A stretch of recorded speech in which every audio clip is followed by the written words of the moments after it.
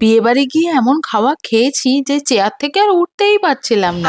তো আজ 7 জন্ম পরে আমার পড়েছে একটি বিয়ে বাড়ি, তাই আমার কাছে যত ময়দা ছিল সবকিছু মেখে আমি মেকআপ সুন্দরী হয়ে বেরিয়ে পড়েছি বিয়ে বাড়ি খাবো বলে। আর দেখো আমরা বিয়ে বাড়িতে পৌঁছে গিয়েছি, আজ হলো রিসেপশন, তাই আমি একটু স্টাইল মেরে কোমর বাঁকিয়ে বাঁকিয়ে হাঁটতে হাঁটতে চলে গেলাম বর বউয়ের সাথে দেখা করতে। আর বউটা কি সিম্পল ভাবে সেজে এতটা মিষ্টি দেখতে লাগছে যে কি আর বলবো। আর আমিও একদমই দেরি না করে আমার কাজে লেগে পড়েছি। আরে বিয়ে বাড়িতে আমার কি কাজ সেটাই জানো না? অবশ্যই খাওয়া।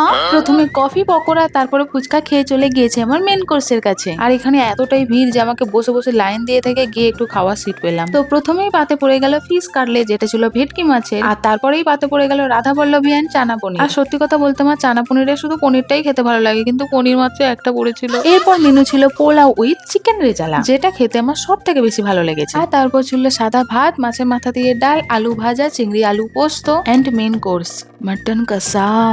এরপর ছিল পাপড়, ফ্রুট চাটনি এন্ড আমার পছন্দের সন্দেশ মিষ্টি। লাস্টে ছিল ছানার পায়েস সাথে পান। আর এত খেয়ে আমার পেটের অবস্থা এমনই যে উঠতে গিয়ে আমি উল্টে পড়ে যাচ্ছিলাম।